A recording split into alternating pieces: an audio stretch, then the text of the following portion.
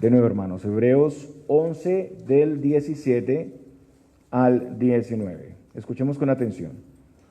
Por la fe, Abraham, cuando fue probado, ofreció a Isaac, y el que había recibido las promesas ofrecía su unigénito, habiéndosele dicho: en Isaac te será llamada descendencia, pensando que Dios es poderoso para levantar aún de entre los muertos, de donde en sentido figurado también le volvió a recibir. Oremos. Amado Padre Celestial, gracias por tu palabra, Señor. Amamos, atesoramos tu palabra, Señor, y te pedimos que sea clara para nosotros hoy, que podamos entenderla, recibirla, recordarla, Señor, y ponerla por práctica. Ayúdanos, Señor, que tu Espíritu Santo sea guiándonos en Cristo Jesús. Amén. Podemos sentarnos, hermanos.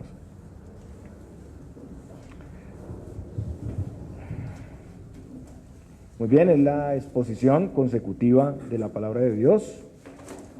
Y desde el capítulo 10 iniciamos una sección práctica de la carta, donde encontramos una serie de exhortaciones, llamados para correr correctamente la carrera de la fe, para avanzar, para ser preservados en la vida cristiana hasta el final.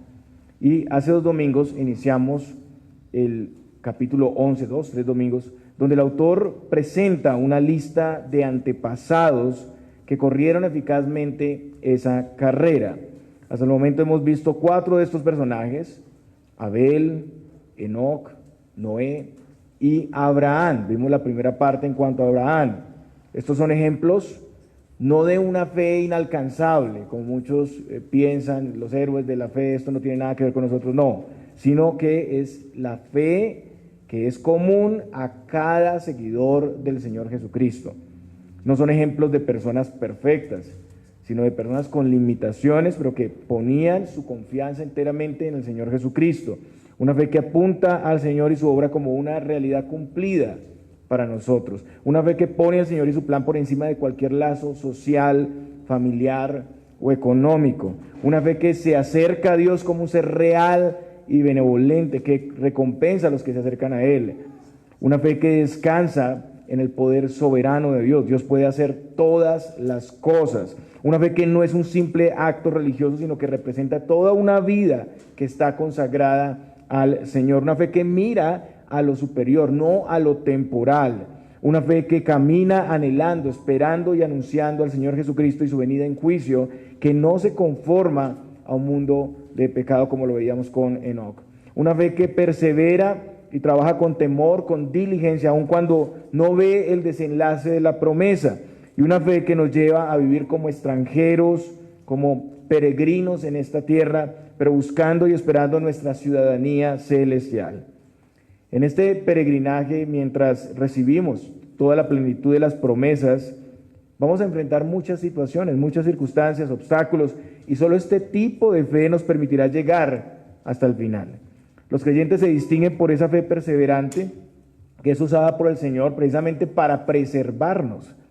Recordemos que los hebreos estaban en esta carrera. En el pasado ellos habían tenido un avance, pero ahora por su descuido, tal vez un tiempo de paz, estaban a punto de volverse en atrás, de abandonar la fe. Entonces el autor escribe para animarlos a ellos y a nosotros, para mostrarnos la superioridad de Cristo, su provisión gloriosa en el nuevo pacto. Las situaciones adversas van a venir, pero solo por la fe podremos avanzar. Y el Señor va a usar las mismas situaciones para fortalecer nuestra fe. El día de hoy vamos a continuar viendo, como les decía, la segunda parte sobre la vida de Abraham. Y vamos a ver que en medio de ese peregrinaje el Señor está tratando con nosotros, está probándonos, transformándonos para que nuestra fe sea fortalecida. Por esa fe podremos poner la confianza enteramente en el Señor y no lo que Él nos ha dado. Por esa fe entenderemos la providencia del Señor para conducirnos siempre a lo mejor. Por esa fe podremos tener claridad para ver las promesas y el poder del Señor. Por esa fe podemos recibir el consuelo y gozo del Evangelio. Eso es lo que vamos a ver el día de hoy. El versículo 17 dice: por la fe Abraham, cuando fue probado, ofreció a Isaac. Y es importante que recordemos el contexto, que nos ubiquemos en la historia. Recordemos que Abraham había recibido el llamado de Dios para dejar su tierra, para ir a un lugar que el Señor le mostraría. La promesa que había recibido incluía la tierra de Canaán, incluía la bendición de Dios y también una descendencia numerosa. En cuanto a Canaán, ya vimos cómo esta tierra era más bien un tipo de lo que verdaderamente Abraham recibiría. Abraham vivió como extranjero, como peregrino en esa tierra. Abraham esperaba lo eterno, lo celestial, él esperaba lo mejor. En cuanto a la bendición, Abraham recibió renombre y bendiciones en su vida terrenal y en la vida eterna. Y también esto tenía que ver con el cumplimiento escatológico, todas las familias de la tierra siendo bendecidas en su simiente, o sea, en Cristo, de acuerdo a Gálatas 3:16. En cuanto a la descendencia, esta descendencia vendría naturalmente por sus hijos, pero Abraham y Sara eran de edad avanzada y Sara era estéril. Abraham y Sara inicialmente buscaron caminos alternativos para eso. De acuerdo a la cultura, Abraham llegó a pensar que un esclavo, Eliezer, le heredaría. Eso está en Génesis 15, del 1 al 3. Después Sara y Abraham llegaron a pensar que la promesa podría darse por medio de la otra esclava, Agar, pero en ese caso el plan se llegó a ejecutar y como resultado nació Ismael. Pero ninguno de esos caminos sería el cumplimiento de la promesa. Dios les daría un hijo, como Él lo había prometido. Dios siempre cumple sus promesas. En Génesis 17 el Señor de nuevo ratificó la promesa, habló de la circuncisión como señal del pacto y el nombre de Abraham y Sarai fueron cambiados. Y en ese momento Abraham dijo, esto es Génesis 17 del 4 al 8, he aquí mi pacto, Dios dijo a Abraham ahí, he aquí mi pacto es contigo y serás padre de muchedumbre de gentes y no se llamará más tu nombre Abraham, sino que será tu nombre Abraham, porque te he puesto por padre de muchedumbre de gentes. Y te multiplicaré en gran manera y haré naciones de ti, y reyes saldrán de ti, y estableceré mi pacto entre mí y ti y tu descendencia después de ti en sus generaciones por pacto perpetuo, para ser tu Dios y el de tu descendencia después de ti. Y te daré a ti y a tu descendencia después de ti la tierra en que moras, toda la tierra de Canaán en heredad perpetua, y seré el Dios de ellos. Y también en relación a Sara, Dios les dijo, esto lo dijo a Abraham, Génesis 17, del 15 al 16. A Sarai, voy a leer la parte B, a Sarai tu mujer, no la llamarás Sarai, mas Sara será su nombre, y la bendeciré y también le daré de ella hijo, sí la bendeciré y vendrá a ser madre de naciones, reyes de pueblos vendrán de ella. Entonces aquí vemos que Abraham y Sara, al considerar su edad, incluso se rieron, ambos se rieron. En Génesis 17 vemos eso y en Génesis 18 del 9 al 15, pero el Señor reafirmó la promesa a Abraham. En Génesis 19 leemos, respondió Dios, ciertamente Sara tu mujer te dará a luz un hijo y llamarás su nombre Isaac y confirmaré mi pacto con él como pacto perpetuo para sus descendientes después de él. De nuevo, y en relación a Sara, en Génesis 18:14 también dijo, ¿hay para Dios alguna cosa difícil? Al tiempo señalado volveré a ti y según el tiempo de la vida Sara tendrá un hijo. Y seguido a esto y antes de destruir Sodoma y Gomorra, de nuevo declaró el cumplimiento de la promesa y eso está en Génesis 18 del 18 al 19. Cuando Abraham tenía 100 años nació Isaac, fueron 25 años de espera mientras se cumplía esa promesa, 25 años. En Génesis 21 del 1 al 3 tenemos esto, visitó Jehová a Sara como había dicho, e hizo Jehová con Sara como había hablado. Y Sara concibió y dio a Abraham un hijo en su vejez, en el tiempo que Dios le había dicho. Y llamó a Abraham el nombre de su hijo que le nació, que le dio a luz Sara, Isaac. Pero después de este gran milagro de un hijo, cuando todo parecía ir en el rumbo correcto, ocurre algo. Dios prueba a Abraham pidiéndole a este hijo único. Abraham debía ofrecer a Isaac, su único hijo, en sacrificio de holocausto. Tenía que ir a uno de los montes en la tierra de Moriah y ofrecerlo. Eso está registrado en el capítulo 22 de Génesis, versículos 1 al 2. Todo esto, hermanos, parecía ser contrario al plan de Dios. ¿Y qué hizo Abraham? El autor de Hebreos dice, en el versículo 18, y el que había recibido las promesas ofrecía su unigénito. Abraham obedeció por la fe. En Génesis 22, del 3 al 5, leemos lo siguiente. Y Abraham se levantó muy de mañana y enalbardó su asno y tomó consigo 2 siervos suyos y a Isaac su hijo y cortó leña para el holocausto y se levantó y fue al lugar que Dios le dijo. Abraham obedeció, así eso implicara la pérdida de su hijo. Lo hizo temprano, muy de mañana. Él actuó. Podemos imaginar la tristeza, el dolor de Abraham, 25 años esperando un hijo, luego sucede un milagro, nace Isaac, en una forma impresionante, Dios cumplió sus promesas. Abraham y Sara seguramente estaban apegados profundamente a su hijo, habían pasado años, Isaac era ya un muchacho, no era un bebé ahí. Y ahora Abraham mismo debe sacrificarlo. Pero Abraham, quien había recibido las promesas, creyó y ofreció a su hijo. El autor aquí nos recuerda que Abraham era el que había recibido esas promesas. Y con eso él está dando énfasis a la fe. El mismo que tenía la promesa y era consciente de la importancia de ese cumplimiento, estuvo dispuesto a ofrecer a su hijo en sacrificio. Y esto es creer contra esperanza. Y no había manera para que Abraham hiciera esto sin fe. Fue por esa fe que reposa en un Dios que es Dios, que él podía confiar y que él podía actuar. Así como Dios le había dado un hijo les había dado hijos siendo viejos. Romanos 4:19 dice, Abraham estaba, estoy parafraseando, casi muerto y Sara estéril. Dios podría devolverle a su hijo de la muerte. Eso fue lo que pensó él.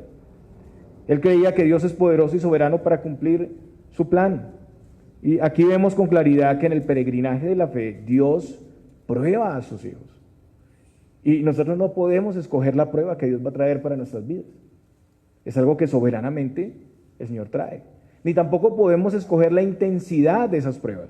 Quisiéramos que fuera suave el trato de Dios con nosotros, ¿cierto? No necesitamos tanta disciplina, no necesitamos tanto trato duro y fuerte. Pero a veces el Señor trae este tipo de cosas que sobrepasan nuestras fuerzas para tratarnos. Cosas muy fuertes, que desafían todo lo que hay por delante. Incluso estaban en el desafío de la misma promesa que el Señor había hecho. Aquí vemos con claridad que en el peregrinaje de la fe, Dios prueba a sus hijos. Y Dios probó el amor de Abraham por Dios sobre el amor por su hijo. Dios pudo quitar directamente la vida a Isaac en un acto soberano, pero él no lo hizo. Él lo pidió de Abraham. Él requirió de Abraham una acción concreta y sumamente difícil, pero una acción que podía descansar en el poder y la fidelidad de Dios. Dios había prometido, en Isaac te será llamada descendencia, lo que dice el versículo 18, la salvación vendría por la descendencia de Isaac, o sea que a través de las generaciones Isaac iba a tener hijos y vendría el Mesías, y con él la salvación del pueblo de Dios. Dios cumpliría su plan. También el autor dice que Abraham ofreció a su hijo, y noten ustedes, unigénito. Unigénito, Hebreos 11:17. Abraham tenía otro hijo, ¿cierto? Todos lo sabemos, Ismael. ¿Por qué dice aquí unigénito? Pero sabemos, por un lado, que Ismael no era el hijo de la promesa. También en la Septuaginta, la traducción griega, en Génesis 22:2, la palabra hebrea que significa único, se traduce por amado. También, tiempo atrás, Ismael y Agar ya habían sido, o habían salido más bien de la casa de Abraham. Cuando el autor dice unigénito, lo que vemos es que él está conectando esta historia con el Mesías, con el Señor Jesús. Isaac era en este sentido especial, era el hijo único, el hijo amado, el hijo de la promesa. Pedir a Isaac en sacrificio implicaría el fin de la promesa, implicaría la pérdida de su hijo amado y especial. Pero desde su llamado Abraham confiaba en que Dios cumpliría esa promesa y había visto que las bendiciones del Señor son mucho mejores de lo que nos imaginamos. Como Pablo dice a los Romanos Romanos 4 del 17 al 18. Como está escrito, te he puesto por padre de muchas gentes delante de Dios a quien creyó, el cual da vida a los muertos y llama las cosas que no son como si fuesen. Él creyó en esperanza contra esperanza para llegar a ser padre de muchas gentes conforme a lo que se le había dicho. Así será tu descendencia. Él desde el principio había creído a Dios.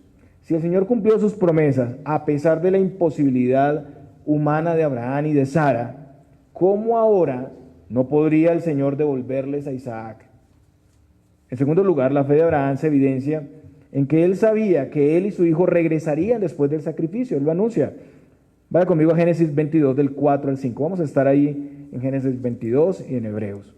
Génesis capítulo 22 versículos 4 al 5. Al tercer día alzó Abraham sus ojos y vio el lugar de lejos. Entonces dijo Abraham a sus siervos: esperad aquí con el asno, y yo y el muchacho iremos hasta allí y adoraremos y volveremos a vosotros. Abraham estaba seguro que Dios les permitiría volver con su hijo vivo y confesó aquí su confianza. Los siervos se quedaron y ellos irían solos y volverían. Ya Abraham sabe lo que va a pasar. Él está confiado como si hubiera ya sucedido. Ahora, es claro que él literalmente no sabe, pero él lo anticipa. La fe es eso, la certeza de lo que se espera, la convicción de lo que no se ve. Él sabe que de alguna manera Dios va a solucionar esta situación. También para este momento Isaac estaba en capacidad de resistirse. Hermanos, prestemos atención a esto. En Génesis 22:6 leemos lo siguiente: y tomó Abraham la leña del holocausto y la puso sobre Isaac su hijo, y él tomó en su mano el fuego y el cuchillo, y fueron ambos juntos. Por un lado, la palabra hebrea para muchacho es la palabra nahar, que implica desde la infancia hasta la adolescencia. Además también vemos que él podía cargar la leña del holocausto y podía ejecutar un sacrificio. Él sabía cómo hacerlo. Él tomó el fuego para el holocausto, tenía edad para usar fuego. No le ponemos fuego a un niño a usar, no le damos los fósforos al bebé, ¿cierto? Sino que era un muchacho. Él podía usar el fuego para el sacrificio y llevar el cuchillo. Tampoco entregamos ese tipo de cosas a un niño muy pequeño. Él estaba en edad de poder hacer estas cosas. Si podía cargar la leña y usar las cosas para el sacrificio, él era ya un muchacho, por lo menos en la adolescencia. Eso implica que Isaac pudo rebelarse, pero contrario a eso, él se sometió confiado y obediente a su padre. También cuando Isaac identificó la ausencia del cordero, Abraham mostró confianza en Dios. Él iba a proveer. El relato está lleno de momentos de fe, donde Abraham está mostrando que él confía en que el Señor hará algo. Mire lo que sucede aquí, Génesis 22, 7 al 8. Entonces habló Isaac a Abraham su padre y dijo: Padre mío. Y él respondió: heme aquí, mi hijo. Y él dijo: he aquí el fuego y la leña, mas ¿dónde está el cordero para el holocausto? Y respondió Abraham: Dios se proveerá de cordero para el holocausto, hijo mío. E iban juntos. Como leemos aquí, Isaac había sido instruido en cómo presentar sacrificios a Dios. Él sabía lo que se necesitaba. Abraham obedecía y esperaba en el Señor. El Señor iba a proveer. Isaac confió en las palabras de su padre y él siguió con su padre. Abraham le había instruido en la palabra, como lo vemos en Génesis 18 y 19. Isaac guardaba el camino del Señor haciendo justicia y juicio. Y al llegar al lugar, ya todo era claro para Isaac. Génesis 22:9 dice: y cuando llegaron al lugar que Dios le había dicho, edificó allí Abraham un altar y compuso la leña y ató a Isaac su hijo y lo puso en el altar sobre la leña. Hermanos, Abraham obedeció hasta el final. Él hizo todo lo correspondiente para el sacrificio.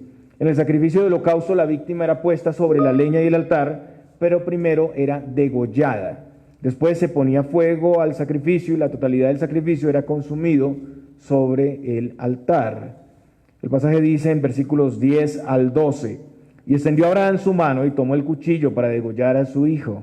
Entonces el ángel de Jehová le dio voces desde el cielo y dijo: Abraham, Abraham. Y él respondió: heme aquí.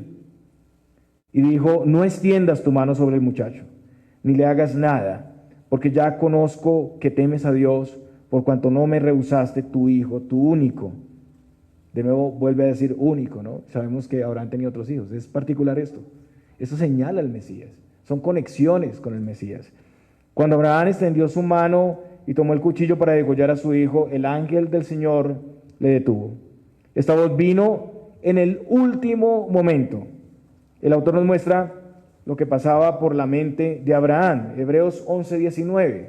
Hebreos 11:19 dice: pensando que Dios es poderoso para levantar aún de entre los muertos, de donde en sentido figurado también le volvió a recibir. Aunque todavía ninguna persona había resucitado, Abraham sabía que Dios podía levantar a su hijo de los muertos. Sucedieron resurrecciones, pero ya mucho tiempo después, por ahí en el tiempo de Elías.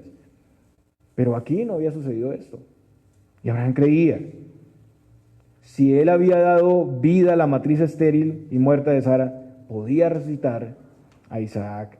Entonces por la fe él ofreció y estaba dispuesto a ejecutar ese sacrificio. Y no fue que Isaac literalmente muriera, sino que el autor explica que está hablando en sentido figurado. La obediencia de Abraham era tal que, de no ser detenido por Dios, él lo habría sacrificado, realmente. El impulso de Abraham era directo, era imparable, a menos que la voz de Dios le detuviera. Él estuvo completamente dispuesto a hacerlo. Es como si en un sentido lo hubiera ejecutado.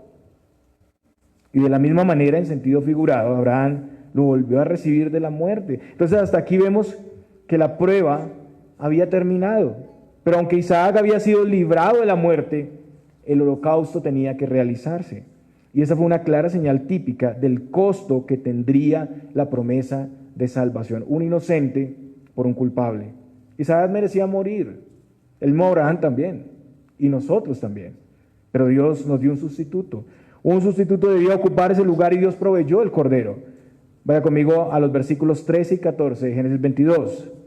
Entonces alzó Abraham sus ojos y miró, y he aquí a sus espaldas un carnero trabado en un zarzal por sus cuernos. Y fue Abraham y tomó el carnero y lo ofreció en holocausto en lugar de su hijo. Y llamó a Abraham el nombre de aquel lugar: Jehová proveerá. Por tanto se dice hoy: en el monte de Jehová será provisto. Esto no fue una coincidencia, hermanos. Un carnero trabado en un zarzal por los cuernos. El animal estaba atrapado providencialmente por Dios para ser sacrificado en lugar de su hijo. Así como Jesús fue puesto en la cruz, así el carnero fue trabado en un zarzal. Este fue un evento tan significativo, tan importante, que este monte recibió el nombre Jehová proveerá, Jehová Jireh. Y después de esto las promesas del Señor fueron reiteradas. Génesis 22 del 15 al 16. Y llamó el ángel de Jehová a Abraham por segunda vez desde el cielo y dijo: por mí mismo he jurado, dice Jehová, que por cuanto has hecho esto y no me has rehusado tu hijo, tu único hijo, de nuevo, tu único hijo, de cierto te bendeciré y multiplicaré tu descendencia como las estrellas del cielo y como la arena que está a la orilla del mar, y tu descendencia poseerá las puertas de sus enemigos. En tu simiente serán benditas todas las naciones de la tierra por cuanto obedeciste a mi voz. Aunque el autor de Hebreos está más enfocado en exponer la fe de Abraham, ese es el punto, todo eso puede ser un anuncio típico de la muerte en sacrificio y resurrección del Señor. La relación es muy clara, hermanos. En Isaac le sería llamada descendencia a Abraham. Jesucristo es el descendiente que vino en el tiempo determinado, como dice Gálatas 3:16. Ahora bien, a Abraham fueron hechas las promesas y a su simiente. No dice ya las simientes como si hablase de muchos, sino como de uno. Y a tu simiente, la cual es Cristo. Isaac, siendo un hombre común, un hombre pecador, él permaneció obediente a su padre hasta ser sacrificado. No se resistió. Jesús, siendo completamente hombre, fue santo y sin mancha. Siempre obedeció perfectamente a su padre y como oveja fue llevado al matadero. Es lo que dice Isaías 53:7. Angustiado él y afligido, no abrió su boca. Como cordero fue llevado al matadero y como oveja delante de sus trasquiladores enmudeció y no abrió su boca. Isaac iba a ser sacrificado por su padre Abraham. Dios el Padre ejecutó la sentencia de juicio sobre Jesús su hijo. Isaías dice en Isaías 53:10: con todo eso Jehová quiso quebrantarlo, sujetándole a padecimiento. Isaac, en sentido figurado, fue sacrificado y levantado de los muertos. Esa es una tipología clara. Jesús verdaderamente, y en cumplimiento de las promesas, no figuradamente, sino físicamente, murió y fue resucitado por el Padre Celestial. Isaac no fue sacrificado, pero tenía que haber un sacrificio. Nosotros estamos representados, como ya dije, en Isaac, recibiendo la muerte como castigo por nuestro pecado. Isaac y toda la humanidad merecíamos la muerte, pero Dios mismo provee un sustituto, un redentor para nuestra salvación, el Señor Jesucristo. Él vino a ocupar nuestro lugar en el juicio y Él recibió todo el castigo justo de Dios para salvarnos. No sobre un zarzal atrapado, sino en una cruz, en una cruenta cruz. El Señor Jesús es el sustituto perfecto. El sacrificio de Isaac o de otro hombre o incluso un ángel no podría ser aprobado. Solo el sacrificio del Señor Jesús, siendo Dios hecho carne, sería aprobado por Dios. El Señor murió en la cruz como sacrificio y fue levantado de entre los muertos. Dios se complació de ese sacrificio perfecto. Isaac no fue sacrificado, pero el carnero fue sacrificado. Y el resultado fue la libertad de Isaac para no morir, para ir a su padre, a su casa, lleno de gozo y asombro. El resultado del sacrificio de Cristo es la liberación de la esclavitud del pecado y de nuestros enemigos, para ir al Padre, para ir a la casa celestial llenos de gozo y llenos de asombro. Abraham pudo ver que Dios es proveedor de toda nuestra salvación, hermanos, que nadie puede pagar ese precio y que Él nos llama a confiar solamente en su obra y poder para recibir eso. Hermanos, el Señor conoce todas las cosas, pero Él permitió que Abraham llegara a este punto y así evidenciara su fe. La prueba que Dios le envió a Abraham demostró precisamente la fortaleza de su fe. La fe de Abraham fue más allá de sus afectos familiares. Se enfocó en la promesa de la salvación. Abraham murió a sí mismo para confiar y creer al Señor. ¿Qué está pidiendo de nuestras vidas el Señor en este momento? ¿Es algo en estas dimensiones, algo que nos cuesta tanto, algo que amamos con todo nuestro ser? O la pregunta más bien es, ¿qué amas? ¿Qué es lo que más amas? Había una promesa de Dios y el Señor la cumpliría, porque Dios no miente, Él siempre cumple sus promesas. Y hermanos, aunque este fue un evento único, sabemos que el Señor a menudo prueba o trata con sus hijos y siempre lo hace con un buen propósito. La forma en que viene la prueba depende de la voluntad soberana de Dios. No todos tienen las mismas pruebas. Algunas veces, como en el caso de Abraham o Pablo, la prueba sobrepasa nuestras fuerzas y recursos. Recordamos a Pablo allá en Éfeso, o en el naufragio, cuando perdieron la esperanza de vivir. Las diferentes circunstancias de la vida son usadas por el Señor como un torno para moldear nuestras vidas y fortalecer nuestra fe. Así que no reneguemos de lo que nos pasa, porque todo tiene un propósito y de seguro eso vino porque el Señor lo puso ahí. Dios pone a prueba la lealtad, el amor hacia Él, nuestro temor a Él. Sin embargo, nunca estamos solos en las pruebas. El Señor nos sostiene y el Señor provee la salida. Como dice 1 Corintios 10:13, no os ha sobrevenido ninguna tentación que no sea humana, pero fiel es Dios, que no os dejará ser tentados más de lo que podéis resistir, sino que dará también juntamente con la tentación la salida para que podáis soportar. A veces la prueba sirve para conocer nuestras debilidades y maldades. Sirve para conocer más de la fidelidad y el poder de Dios. Nos hace más dependientes de su poder y su voluntad. Qué triste que en medio de la prueba no podamos ver todas estas cosas. No podamos aprovechar todas estas cosas. La prueba nos lleva a valorar y apreciar con mayor gratitud las cosas que el Señor nos ha dado en su buen propósito. Al obedecer, Abraham expuso su lealtad, fidelidad y confianza en la supremacía de Dios. Él mostró que su fe era genuina, legítima. Su fe junto con sus acciones dieron evidencia así también de su salvación. Hermanos, en primer lugar, cualquier situación que estemos viviendo está dentro del control soberano del Señor. El Señor lo ha permitido. Téngalo por seguro. Y si estamos en Cristo, es para bien. Romanos 8:28 dice, y sabemos que los que aman a Dios, todas las cosas les ayudan a bien. A los que aman a Dios. Esto es a los que conforme a su propósito son llamados. La prueba es muy personal, es muy específica. El Señor en su sabiduría de diversas formas trata con nosotros. El Señor está tratando con nosotros para edificarnos, para fortalecernos en su propósito. El momento de la prueba es el momento de acercarnos y profundizar más en la comunión con Dios. No se puede dormir en medio de la prueba. Abraham caminaba con Dios. Él caminaba con Dios, él recordaba las palabras de Dios. En ese trayecto, cuando Dios lo llama y él se levanta temprano, ¿qué pasaba por su mente? Desde luego, había una lucha en su mente, pero él venía las promesas de Dios.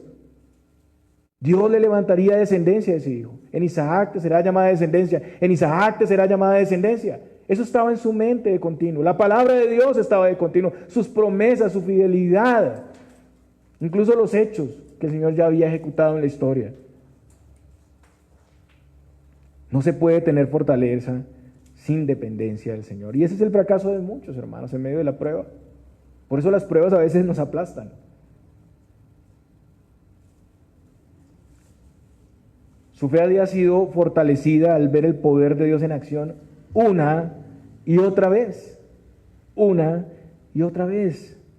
Al considerar sus grandes obras. Romanos 10:17 dice, así que la fe es por el oír y el oír por la palabra de Dios. Hermanos, de nada nos sirve sufrir, pasar cosas, si no están acompañadas de la palabra y el propósito del Señor. Es en Dios que tiene todo un propósito, es en Cristo que tiene todo un significado. Sufrir por sufrir, sin ningún resultado, sin ningún propósito, no tiene sentido. No puedes tener esa confianza si no conoces quién es Dios y lo que puede hacer Dios. Para eso hay que ir a la Escritura.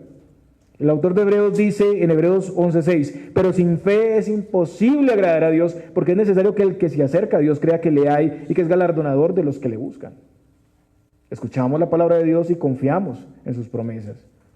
Nos acercamos a Él con suma confianza. No puedes tener esa confianza si ves a Dios lejano.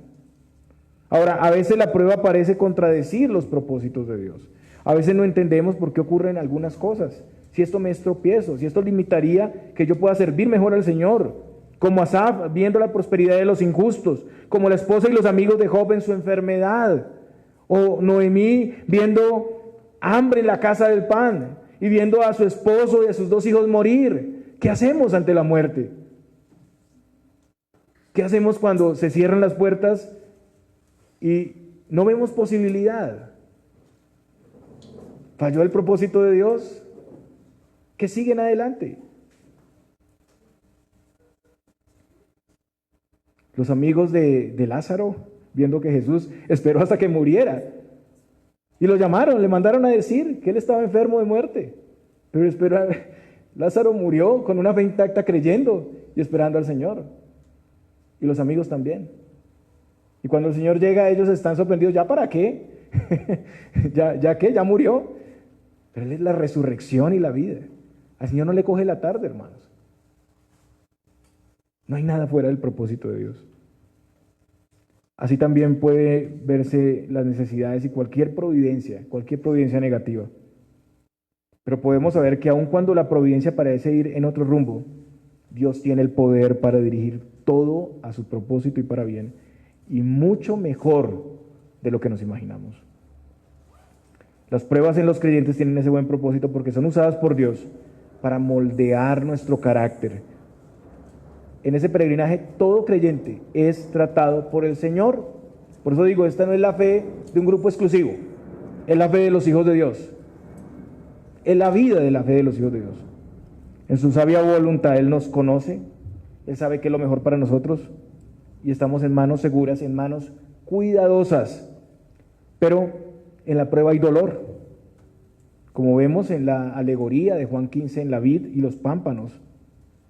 Los pámpanos que dan fruto tienen que ser podados, y eso es con una tijera por el jardinero. Tienen que ser podados para dar más fruto. La poda se ve como un proceso severo en donde un arbusto o una mata se reduce completamente, y esa reducción puede ser las diferentes situaciones providenciales que Dios nos trae. Y la reducción parece cruel, doloroso, pero luego hay mucho fruto. Ese es el propósito. Y podemos confiar porque las tijeras están en manos seguras. Las tijeras están en manos seguras. El apóstol Pedro también habla a los creyentes de la dispersión sobre las diferentes pruebas que les vendrían. Ellos estaban sufriendo a causa de su fe, pero él habla aquí del propósito que tiene todo eso. 1 Pedro 1, del 6 al 7 dice: en lo cual vosotros os alegráis, aunque ahora por un poco de tiempo, si es necesario, tengáis que ser afligidos en diversas pruebas, para que sometida a prueba vuestra fe, mucho más preciosa que el oro, el cual aunque perecedero se prueba con fuego, se halla en alabanza, gloria y honra cuando sea manifestado Jesucristo. Dice aquí por algún tiempo y si es necesario. El Señor administra estas situaciones para nuestro bien y lo hace por la más grande sabiduría. La palabra griega que se traduce en este texto como diversas pruebas significa literalmente de muchos colores. Eso es lo que significa. O sea, son diversas las pruebas que vienen para cada creyente, diferentes. Pero la gracia de Dios será suficiente y también diversa, multiforme, para suplirnos en nuestras diferentes adversidades. Pedro también compara nuestra fe con el oro aquí. El oro es probado con fuego para ser purificado. Nuestra fe es purificada en las pruebas para hacerla más sólida, más pura, más genuina.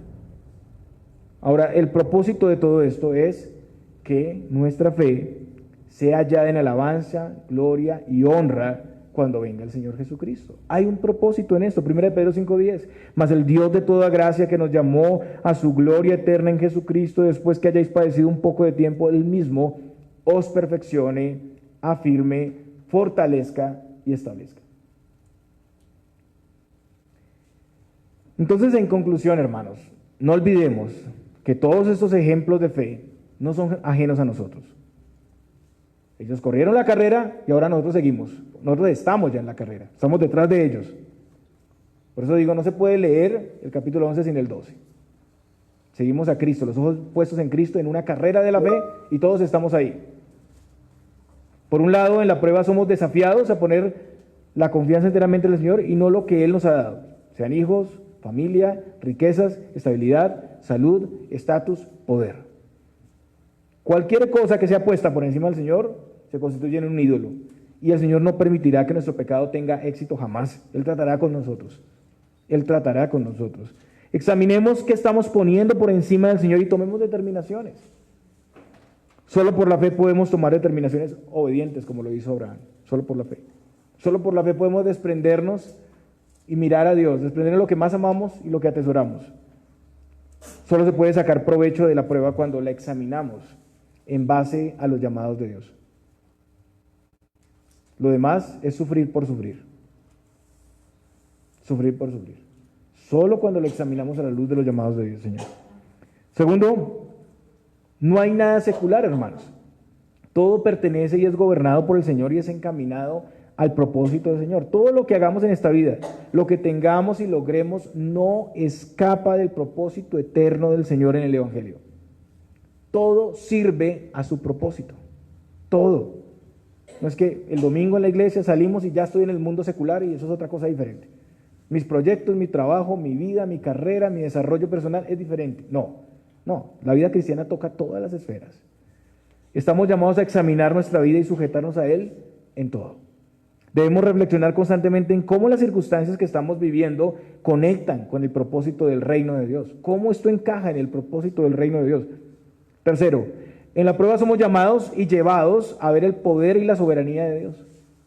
En la prueba todas las distracciones se quitan para que podamos verle y apreciar, pero tenemos que aprovechar esa oportunidad para verle y para apreciarle.